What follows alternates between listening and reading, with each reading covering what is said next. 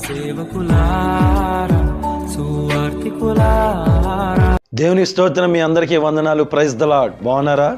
ఈ ఉదయకాలం దేవుని యొక్క వాగ్దానం మనకి ఇచ్చినందుకు మన ప్రభువైన యేసుక్రీస్తు వారికి మాత్రమే మహిమ కలుగును గాక.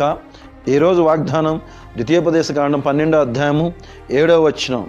మీరును మీ దేవుడైన యెహోవా మిమ్మల్ని ఆశీర్వదించి మీకు కలగజేయు మీ కుటుంబములను మీ దేవుడైన యెహోవా సన్నిధిని భోజనము చేసి మీ చేతు పనులన్నిటి యందు సంతోషింపవలెను. ఎంత గొప్ప మాట చూడండి.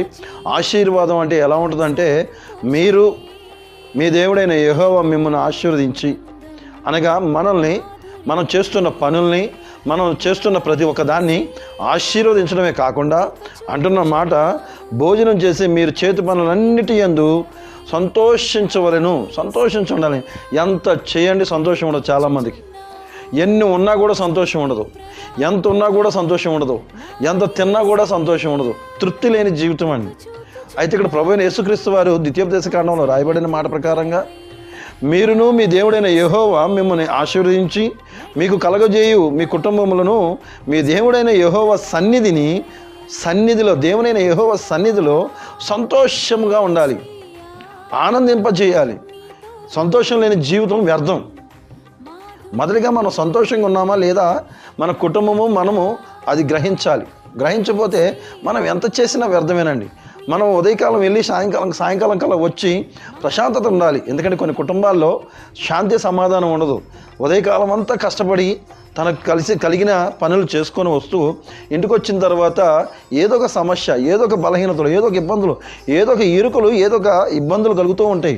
అయితే వారితో చెప్తున్న మాట, మీకు శాంతి సమాధానం కావాలనుకుంటే, ఆశీర్వాదం కావాలనుకుంటే, నెమ్మది కావాలనుకుంటే మొదటిగా దేవుని మందిరంలో ఆశీర్వాదాన్ని పొందుకోవాలి.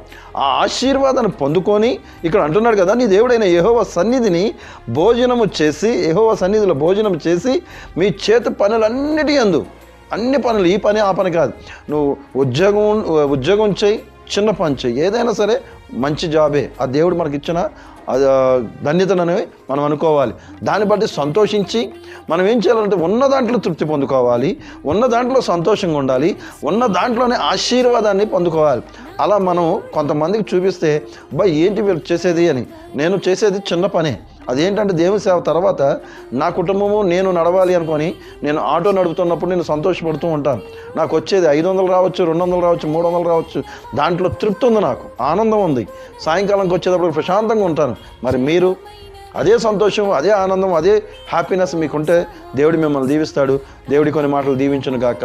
ఆమేన్. తల వంచుకుందాం, ప్రార్థించుదాం. పరిశుద్ధ జీవం గల తండ్రి, జీవాధిపతి, జీవం గల దేవా, నీకు స్తోత్రం. ఈరోజు మాతో మాట్లాడిన దేవా, నీకు వందనాలు. ఇదిగోనా తండ్రి, అవునయ్యా, సంతోషం లేని జీవితంలో మేము జీవిస్తున్నామేమో, ఇక మీదటైనను సంతోషంగా ఉన్నట్టుకు సహాయం చేసి నీ నామానికి మాత్రమే మహిమ, ఘనత, ప్రభావం తెచ్చుకోమని ప్రభువైన యేసయ్య అతి పరిశుద్ధ నామమున అడిగి వేడుకొని పొంది ఉన్నాం పరమ తండ్రి. ఆమేన్. Praise the lord.